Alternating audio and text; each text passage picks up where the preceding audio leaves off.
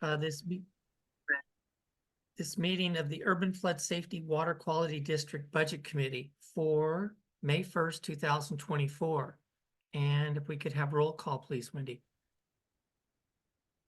Nancy Hendrickson. Here.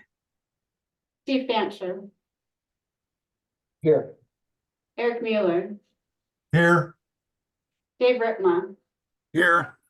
Seth Reeser. Here. Ashton Simpson indicated he's traveling and not able to attend. I believe Lori Stegman will join us later. Emerald Bug indicated she's traveling and cannot attend. Corky Collier. Here. Rochelle Altman. Here. Mary Helen Kincaid. Here. Penny Stephenson. Here. Eric Molander. Here. Ed Washington. Put you on mute, Ed. I can try and. We lose Ed. No, there he is. Yeah, here. Here we go. Bob Salinger.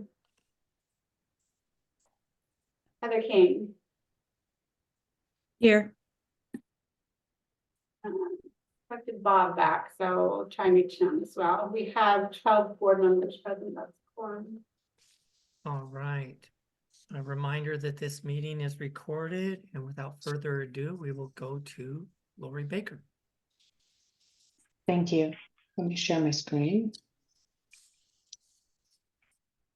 Can all of you see that? All right, I'll get started. So good afternoon. At our last meeting, we presented the proposed budget for the urban district for the fiscal year 2024-2025. We've provided the board with all questions received from board members related to the budget and answers to those questions. As we discussed in our presentation last time, we've reviewed our project budgets for the current year and identified 2 projects that needed more budget carried forward into the upcoming year than were originally included in the proposed budget. In your packet today, you have copies of the pages of the budget book that were impacted by those carry forward changes. These are considered technical changes to the budget, and they have already been incorporated into the resolution before you today, which requests your approval of the budget. Just as a reminder, our due date for the TSCC is May 5th. That's Sunday. Now let's walk through those 2 changes. The first technical correction is in the engineering department budget, updating the project budget to include carry forward dollars for the repair of pump 2 at the 13th Avenue pump station. This added dollar amount to the repair line item and increased the staff credit, as there is staff labor that will shift to next year. The shift is a result primarily of vendor timelines for completion of the work. The second technical correction is in the capital projects budget in the general fund. We're carrying forward more dollars in the pump stations 1 and 4 access port project due to manufacturing timelines. This cost is offset by a decrease in the gate tower project as more work is anticipated to be completed on that project in the current year. This technical correction results in no change to the total capital projects budget in the general fund. Instead, it's simply shifting dollars from one project to the other. So again, we'll walk through the timeline of our upcoming steps in the budget process. We're requesting your approval of the budget today so we can meet TSCC deadlines for submission of the document to their commissioners. The resolution in your packet includes reference to the technical changes to the proposed budget that I've just walked through. And as I said, the TSCC hearing is June 5th. The board adoption of the budget is scheduled for June 20th. And that is what I have to share today. All right. Thank you, Lori. Wendy, go ahead. Hi, thank you, Mr. Chair. I just want to say that I did not receive any requests from the public to provide testimony. I don't see any members of the public here present today. If there are any, they should speak up. Okay. So So I guess we'll open and close. Actually, how about we just save that till the end in case we get somebody that logs in? Okay, we'll do public comment at the end. All right, questions for staff?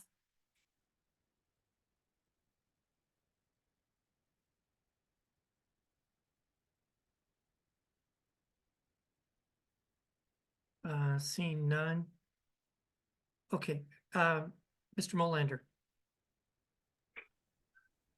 Yes, if we look back at our history, we're really facing a fairly significant increase in the FTEs that we have on our payroll. In fiscal year 14-15, we had a total of 19. And in the current fiscal year, we are now projecting that we have 45. And of which 3 will be on capital. But really, we need to think about this in terms of the explosive growth in the administrative side of our organization. And in particular, the question I had raised earlier was really around how do we justify each of those positions? Because these are being paid for with taxpayer dollars. And I really want to hear a response out of staff as to what process that you go through before you justify putting one into the budget.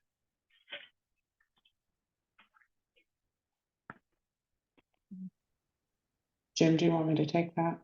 I can take a stab at it. I guess the first driving thing that we needed to reflect on was the resolutions that this board and MCDD adopted, which said we would carry staff over. I would reflect on the fact that the planning effort to launch the new district initiated right after the time period that you've used as the historic reference, Board Member Molander, and that we look forward to keeping the staff as small as we can as we implement a almost $250 million capital program. We do see pending efficiencies as we make improvements in our administrative processes and in our governance. We do think that those will accrue over the coming years, but we have lots of improvements to make, particularly on the administrative side in terms of digitalizing our payroll, addressing a backlog of public records, getting policies in place that have candidly been lacking. And we do see opportunities for improvement and changes and shifts in positions and potential reductions in positions. But at this point, the positions we've suggested are consistent with the forecast that this board spent about 8 or 10 months discussing. And there's one change where a position that was aimed at the engineering team has been shifted from year 2 to year 1. So we feel really good about what we've proposed. We take our staff load very seriously, and you'll see the emphasis that we're trying to place on our growth and staff is on the engineering and operations team. We do see opportunities for efficiencies as we complete the transition. There will be a lot of dissolution work to do over the next 6 to 12 months. And with the boards being reduced, we do see opportunities for shifts and savings. Okay, thank you, Jim. But the question was, how do you justify it? When somebody proposes a new position, what do you ask of them to say, is this a wise use of taxpayer funds? Well, I rely on the expertise of our teams in many respects, and then we obviously write down what that's going to look like, and we come to the boards for approval, and that's what we've done to get to the FTE that we have today. We've also held positions vacant when we can, and we've restructured positions. So we look at flood safety first and foremost. We look at the safety of our employees. We look at our ability to meet legal mandates, and we look at our ability to provide the service at the expected levels that our community provides. And we feel like we've done a pretty good job of that.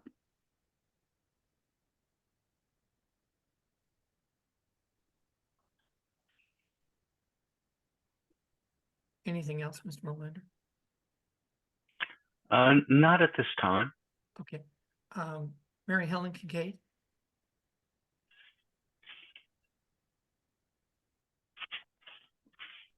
You're muted, Mary You're Helen. muted. And you can't read lips, right? No, sorry. When you say we, who does that include? And did it include any board members in evaluation, or was it purely staff making those recommendations for additional positions? I rely on the staff to form the executive director's proposed budget, and then the board reviews and approves the proposed budget. So both staff and board are involved in that discussion and decision making. The board ultimately decides the amount of budget that I have to work with, and then it's up to me to allocate that budget consistent with what my executives and my own judgment about what the team needs to be successful. So my question, I guess, was sort of answered that we as staff, but is the board at any point invited to or asked to be involved in evaluation of contracts versus staff people? That's And all done as part of the annual budget process, and you guys approve what goes into materials and services, which would allow us to hire contractors versus personnel services, which hire staff. okay, so maybe I'm not stating my question correctly. When you decide to add a staff person or contract for somebody to have a staff person, are either of those decisions discussed with any board members or chairs or budget chair or any other person besides staff or yourself? Yes, we approve what you bring to us, but my question has always been, who brings those decisions? The board. So if we need, and I can specifically, my question has been about Phoenix Technology, been under contract. Lori answered at the last meeting that you were examining it, and was there a performance issue? Did the board have any evaluation? Or if there was an RFP that went out? I've been told that it's not convenient to invite board members because it takes too much time. So my specific question is there a conscious decision not to involve the board, or is it just your reliance on staff recommendations about future additions? The board is involved at the policy level consistent with the bylaws of the organization. You approve the budgets and you approve expenditures greater than $100,000. So for example, in the budget you're considering today, staff is proposing increasing the number of FTE, as Mr. Molander pointed out. If the board does not approve those increases, I'm not moving forward with that. So Mary Helen, the board is involved in approving the budget, and you're involved in approving expenditures greater than $100,000. Other than that, the staff is making those recommendations, and occasionally I rely on outside experts and occasional conversations with board members. But as we've discussed, those responsibilities are currently delegated to the executive director. And that's a board policy decision. So again, I serve at the pleasure of the board, and the board sets those policies. So you're welcome to change them. I don't mean, again, it's really up to you on following the approved policies as adopted by this board. Just hang up. Okay, thanks a lot. Okay, thanks. Seth Reeser. Yeah, I have some similar questions in terms of it seems like a lot of the staff increase that Eric was talking about took place as part of the MCDD annual budget process over the last 4 or 5 years. I know that we don't necessarily get to see that on this board.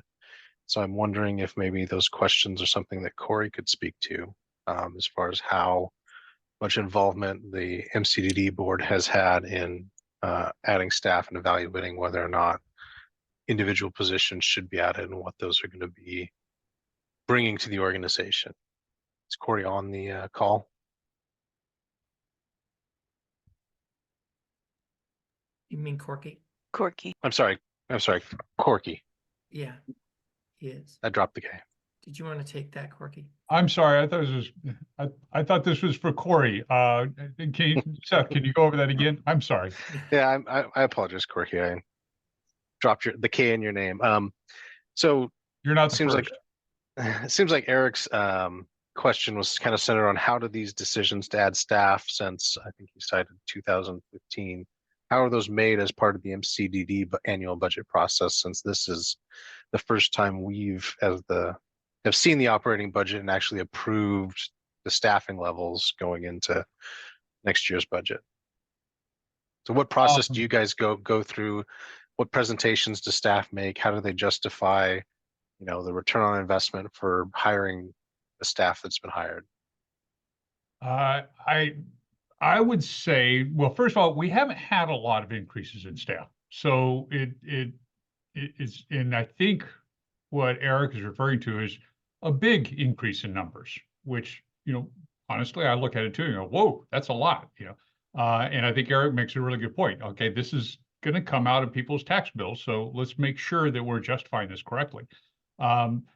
We've not had enough increases in staff in the past and I'm going back, more than 10 years to really, for that to be a big issue. When there has been changes in staff, particularly a fairly significant increase, and I can't think of one in particular, but I'm thinking, for example, when Bill Owen came on, there was a lot of discussion about it, a lot of back and forth, and then we also would typically involve even though MCD was the hiring authority, we would, with any significant staff changes, we would involve the other districts as well. So, for example, for Jim's hiring, MCD is the one that hired him and is the one that reviews him on an annual basis. But when we hired him, we brought in all the other districts for their comments, and then the same thing on the reviews. We check in with the other districts as well. Does that help answer your question? I mean, it was a little bit off, but I think that's kind of what you're getting at. Yeah, I think that helps, and I'm sure Eric will pipe up if he has anything else to add to that. But I also wanted to address the point Jim made about board policy.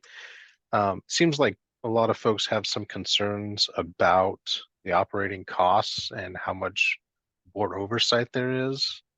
And I know that as a board, we haven't really had operating staff to really supervise. Any of the pay compensation or any of the position ads have all come through MCDD, and so there's not any policies for the Urban Flood Safety Water Quality District. And I think that that's a real glaring lack within our policy structure, that we don't have any of that, and that I'm concerned that we're setting the future board up for not really having any bookends or clearly defined role of what is appropriate for policymakers, what the expectations are of staff in terms of reporting on pay scale, pay compensation, employee handbook, that type of thing, that are appropriate to a board level discussion. So I'd like to offer, and maybe the budget's not the time to have the conversation about what policies need to be in place, but it seems like a lot of the questions are due to a lack of clarification on what the appropriate policy and lane for the board is and what oversight we should have both as an interim board and the future board should have. So I'd like to maybe put that to the group or to you, Chair Fancher, in terms of when that discussion is going to be appropriate and how that ties in with the budget approval process.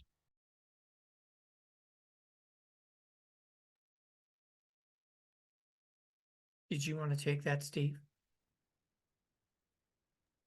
No, don't. Okay. I prefer to have some thought before I try to open my mouth and answer that. If we could go to Nancy, that'd be great. Okay, we'll go to Nancy Hendrickson. Thanks. And this is a comment on the discussion we've been having.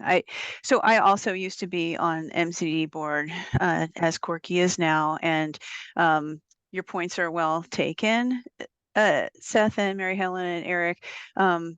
And Seth, I think you put it best. The other boards really haven't had direct conversation. Well, as you say, you haven't had direct conversation about staff at MCDD, which makes sense to me. When I was on the MCD board, there's definitely a different level, like reviewing the compensation. We definitely did. I would assume all that stuff that we did on the MCDD board, the board relationship with staffing and budgeting and stuff like that, will probably carry over. So I think that's probably a good conversation to have once we get through these pieces. And I also want to say, the I really like to leave it to the professionals. Like, I think as a board, we have a fiscal responsibility to our taxpayers and our FSB payers and all those people to be as efficient and effective as possible. And whether that's done through contracted work or staffing or a number of other things, I try and keep perspective on how useful I am as a board member versus how much I rely on staff. So I just like to offer that perspective. Thank you, Nancy. Eric Mueller? I'm going to unmute myself there. I guess I was just going to weigh in from the perspective of, I believe that the questions about policies are appropriate. I think that, we need to keep in mind that we adopt a budget. The budget doesn't all get spent on July 2nd. And that my expectation certainly is that once we get into July and August, those board agendas are going to have various policies that are going to need to be adopted, whether it's approving an employee handbook or compensation approaches or any number of board policies. But the district, as has been pointed out, we haven't had those items to oversee before this coming July 1. So I see the budget as, okay, we're going to provide categories of expenditure appropriation, and then we're going to have the opportunity to address policy guidelines and guidance and so forth, because again, all the budget's not going to get spent on the second day of the fiscal year. Right. Okay. Jim, did you have a comment? I think I should defer until the board members are done, but I did Okay. want to offer Great. a thought, but I will definitely defer till the board is done. It's a good discussion. Okay, thank you. Corky?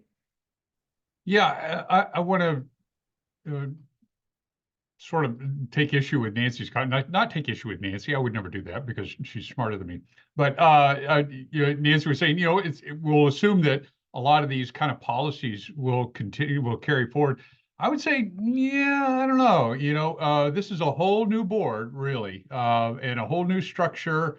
I think if there are policies that MCD and the other districts have had in the past, we should not assume that they're going to carry forward. And we should probably, put those down on paper and say, this is what we want to do. But that said, I think we're a little bit off topic here too. This is about the budget. We're getting now astray here, but it is important. I think it's important. And I think Eric's bringing this up is important too, because what I hear here, and I agree with comments of, well, we shouldn't get into the details about hiring. Yeah, I don't want, so as an ED, I don't want my board saying, let me look at every hiring choice you make. No, that would not be appropriate. At the same time, when you're looking at, if you're talking about an ED hiring, somebody at the executive level, it makes sense to include the board in that conversation. And if you're looking at a significant increase in the amount of staffing over a relatively short period of years, that's something that I would also, as a board member, I think would be appropriate that we discuss in some detail. So I think, let's be clear, we should not be discussing, in my mind, individual hiring choices. That's up to the ED. But we should be discussing the significant increase in the amount of staffing, because that is about impacts on taxpayers. Yeah, so just to clarify, it's not a time to get into hiring procedures and policies, but what we should be looking at are, because we're authorizing and appropriating funds for positions that are in the budget. So if there's an issue with a position that's in the budget, that would be something for this conversation today, right? Eric? What I would urge us to understand, though, is that some of the decisions that you're asking us to make today will hem us in terms of the range of possible actions that we have on policy. I'm deeply concerned about the level of reserves that we have, both in terms of operating reserves and capital reserves, but we haven't had the opportunity to discuss as a board, what should our policy be on that? Instead, what we have is fairly limited reserves going into 24, 25. And it's something that, as Eric Mueller says, if we get into it in July, August, yeah, we can shift funds around so that we have adequate reserves to be able to be on a very firm financial footing when we go to the public or to the bank for our first round of bond financing. Thank you. Thank you, Eric. Rochelle? I'll keep this brief in the interest of time, but I think it seems to me very apples and oranges to compare the FTE budget from 2015 to now. The district that the board's direction is providing a really different level of service to the community in terms of the point where we're at in the levy accreditation, the regional levy accreditation effort. And we have the new mandates from the state, which we didn't have then. So I would certainly be concerned if we were receiving a similar level of service or providing a similar level of service to the community as we did back in 2015 with twice the staff. But I feel really proud of the very different level of service that we're aiming for now, and that takes more resources. Thank you. Nancy? Thanks. I think this discussion has been really good, and I kind of have my hand on I'm in line to make a motion for the budget. I'm really I don't want to shut down any discussion at all, because when you make a motion, then you can have discussion. But I'm also really mindful of that this is due in 4 days. And so, I mean, we either pass the budget and we operate next year, or we all go home for a year. So that I just wanted to put that on there. And unfortunately, I can't find the language right now. So I'm going to let Nancy, Mary. you might want to rephrase that, because saying we can all go home for a year, that. Okay, well, we can all be Yeah. subject to a lot of risk in flooding for a year, which would be really bad. Yeah. So If I we guess don't pass a budget. if we don't pass a budget. So I just want to make sure everyone knows that today is the day to pass a budget. And I'm going to let Mary Helen go, because I'm still looking for the motion language. If someone wants to put in the chat, that would be great. And with the interest of keeping the discussion going. Nancy, it's page 16. Mary Helen? Okay, and I don't want to delay the conversation. My concern has always been that my understanding of the ORS 550 is that we have oversight, and oversight of the budget and of operations is how I understood that. I feel like we're just put in a position to say, this is what the staff and the consultant said, and this is what you should vote for. And I understand that we can change things at any time. Sorry. Okay. It's one of the neighbors that's having trouble, so I'll try to toss it in a box. Anyway, my concern has always been that I want to fulfill my role as a supervisor. I don't want to encumber the next board to take care of what I decide should or shouldn't be spent. And if there's clear understanding that we just accept this budget and let somebody else handle it after we're gone. And I know that there were concerns about what exactly our role is and different opinions. So that's where the confusing part comes for me. And as far as staff increases, the suggestion that 100 years and it's in bad shape, another neighbor question that has come up, well, what have they done with my money for 100 years? So we have made improvements, and I want to instill that same confidence in the neighbors that we will continue. And that's why I ask the questions that I do about what is it exactly and how am I best representing the money that you give me to protect you from a flood. And a flood or an earthquake, a flood won't happen tomorrow. We'll have some sort of indication. An earthquake could happen tomorrow and that seismic activity could blow it, make everything wrong. So I don't want to go with scare tactics, but I also want to make people aware of what their choices are and be able to convey to them how I reach that conclusion as a board member. Thank you. Chair Fancher. Thanks, Danny. I'll just say, I acknowledge that this board or the future board should have obviously oversight over budget and FTE counts. I think we had a version of this discussion with the operating budget discussions we were having, to get the overall number to the 16.67 million. The reality is, to try to open up a discussion now about exactly which positions we should be funding and which ones we shouldn't, we don't have time for that. I think Eric Mueller said it very well, that approving a budget is approving these, categories of expenditures, and the board will have involvement in going forward. And I do think, to answer Seth's question about kind of the policies, yeah, it's appropriate for us to consider some of those things that we haven't had oversight of. Some of those things have to come from MCDD to us, and we should talk about those over the coming year. But we don't have time to get into with a 17-member board and try to get consensus around exact positions right now. We just don't have that luxury. So I'd be prepared to approve the budget. Okay, thank you. Mr. Jim, Budget you Chair, had a comment? a couple of closing thoughts. First of all, really good discussion on the policies, and I hope you know that staff is anxious to work with you to bring you any policies you want to consider and follow them once you adopt them. I'm prepared to be wrong on this, but I don't believe there's actually been any growth in FTE in the 3 years that I've been here. We've actually held some positions vacant.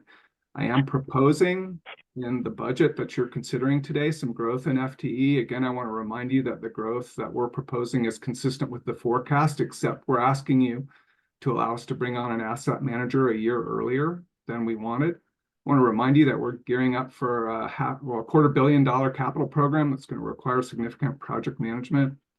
I want to remind you that you signed an MOU requiring me to keep all the existing staff. And remember, I have not grown this staff since I arrived here.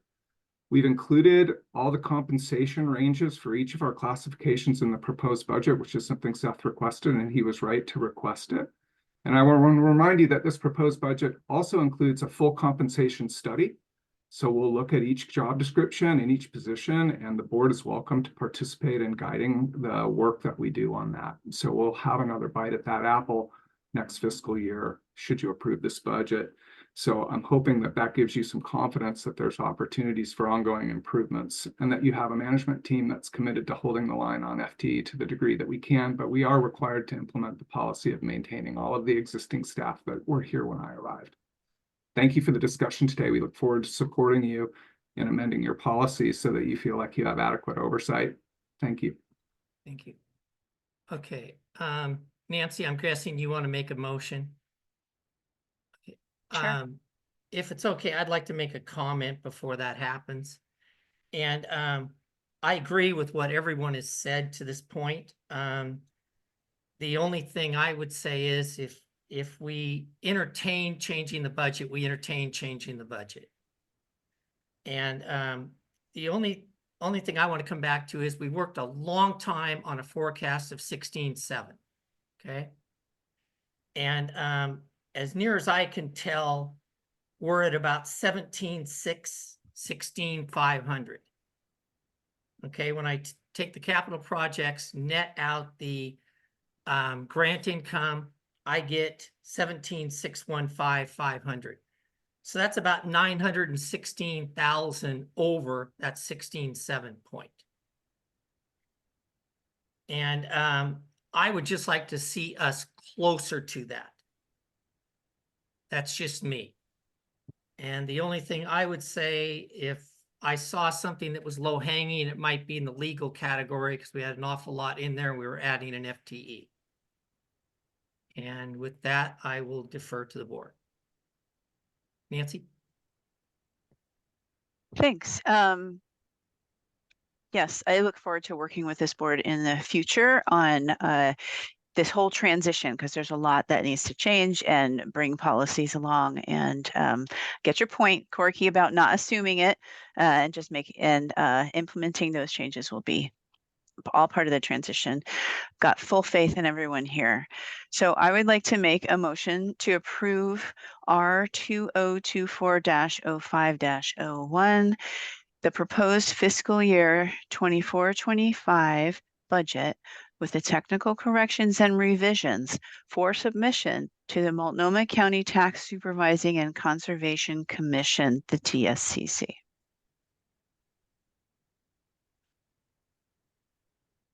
And with the understanding that we can't put this off, I second that. Okay, we have a motion and a second, and I won't read the motion, but to approve the budget with the staff amendments as presented. Any discussion on the motion? Mary Helen, did you have a question on the motion? Yes, I guess a discussion of, I wanted to make sure I understand what I'm voting on, because you had suggested an amendment, which I think that we have to do because the amounts changed since the last time we saw it to just this time. So do we have to have a separate, and I'm by far and away no expert or even have first grade knowledge of Robert's Rules of Order. So do we need a motion to accept the budget as it is? And does that include the amended amount that we'd not previously seen until this last version? Yeah, I would say we would approve the budget as amended, and that would be the 5 line items that have changed from the original budget to the version that came out for today's meeting. And the resolution that you've been asked to adopt through this motion reflects those changes. Right. Okay. Thanks. All right. Seth Reeser? Yeah, I just want to clarify. My understanding is that the proposed budget was based off of that operating budget of 16.7. Tanny, what you had said was that you had looked at the numbers and said that that was higher now. So I would just like clarification on what the amount we're rate. I want to make sure that I understand the amount that we are authorizing to be collected from the assessments and the local privilege fee. The operating portion is, right, for the general fund is 20,000,006. And we have grant funds of 3,059,000, and that's where I come up with the 17,000,006. So that would be in place of the 16,700,000. Is that staff's understanding that the operating budget is 17.6 million and not 16.7? Lori, you want to go into that? You're muted. You're muted, Lori. There we go. Sorry, I'm pulling up my slides from last time so that we can walk through the difference between the general fund appropriations in the budget and the forecast. So I'm going to share my screen. I don't have it in presentation mode because I'm trying to do this quickly. So here you see the $16.7 million at the top. That was the forecast. We've added $3.1 million in grant funded capital. We've got new positions in operations and engineering that were not in the forecast. That is the operations manager and shifting the asset manager position forward. And then as we discussed last time, we increased the contingency from 3% to 5. And that also was $0.4 million. So there's the 0.8 that makes the difference in addition to the grants. And those are the differences in comparison to the forecast. And so that, let me see if I can summarize that. So $0.8 million got added. Correct. We increased the contingency and we have an additional operations position, the operations manager, and we shifted the asset manager position from year 2 to year 1. And so the next question is how's the revenue for that $0.8 million going to be raised? Is that going to be an increase in assessments or an No, increase in the local privilege? neither. So we have carryover funds from the existing districts and some carryover funds from the urban district that are funding the difference. I did speak to this last time, but Seth, I think you were not at the meeting. The contingency funds typically are not spent unless there's an emergency situation, and they cannot be spent unless the board approves a transfer of that budget from the contingency to the area where the spending would occur. That authorization has to happen prior to the spending. So at this point, there's nothing that we're aware of that would require spending of any of that contingency. So that change is really just providing some extra flexibility to our board should there be an emergency situation that we didn't anticipate in this forecast process.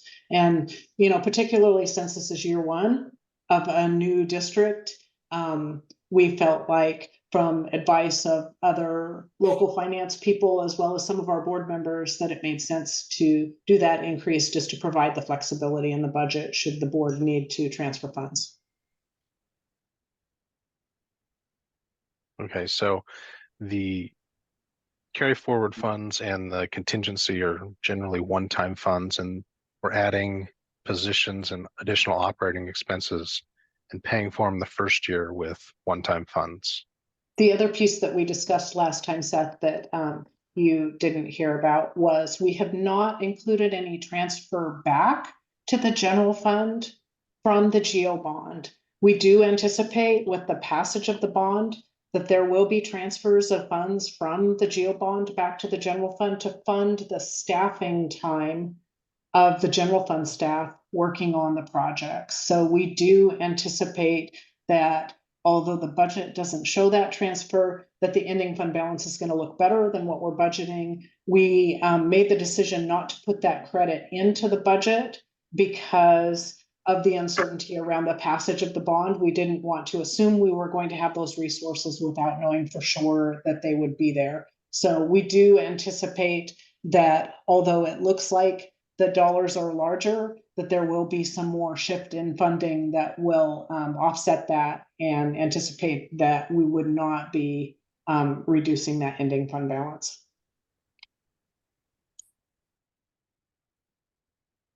That works, Seth? Yeah, I think that answers my question. Thank you. Mary Helen, did you have a question on the motion that's on the floor? Yes. Or how Lori explained the funding, and to your issue of more. So the revenue that will fund the budget anticipates transfer of funds from the individual districts. No, okay. That's correct. Jim's And nodding if- yes. And so Yes. if that amount changes for any reason, then that amount would change in the budget, and would it have to be amended at that point? I think the answer to that, that's kind of a supposal, Mary Helen. So I think the answer is it depends. Typically, we're very conservative in estimating those carry forward funds. So would anticipate that if anything, those will look larger. There could be some situations that we'll need to talk to you as a board if they do come through that could impact those carry forward dollars. But if you look in your budget book, it does identify the dollars from the 3 districts, Penn 1, Penn 2, SDIC. Those are all distinguished as being spent in those former district boundaries. So those are not being identified as available to fund regular operations for the district. The MCDD dollars are really the general fund dollars that we're anticipating would support funding the district, particularly in the first 6 months of operations, given the timing of the assessments. Okay. That answers, it's just, and suppose and proposed are questions that can never be answered, but I think that I just wanted clarification of how those revenue amount, not how, that those revenue amounts could be changed and how they would affect this budget. Because if a district board votes to do or use those for emergency funds or whatever it could be spent on, then that would change the balance and it would come back to this board or the permanent board to deal with that lack of or increase in funds. That's correct. Okay, Right. okay. Okay, Thanks. thank you. Okay, we have a motion on the floor. Everyone familiar with that? To approve the budget as amended. Any more discussion on the motion? Seeing none, Wendy, would you call the roll, please? Nancy Hendrickson, Yes. Steve Fancher, Yes. Eric Mueller, Yes. Dave Rickman, Yes. Seth Reeser, Yes. Lori Stegman, Yes. Corky Collier, Yes. Rochelle Altman, Yes. Mary Beth Kincaid, Yes, Patty Stephenson, Yes. Eric Molander, Yes. Ed Washington,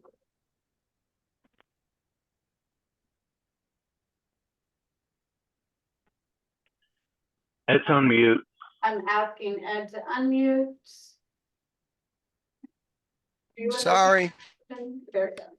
sorry. We'll go ahead and Yes. take off. Yes, thank you. Bob Salinger, yes. Heather King, Yes. the 14 yeses. Okay.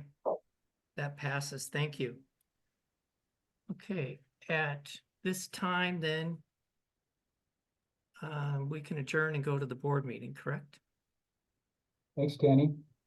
All right. Let's just go right into it. We're not going to take a break this time. We're short on time.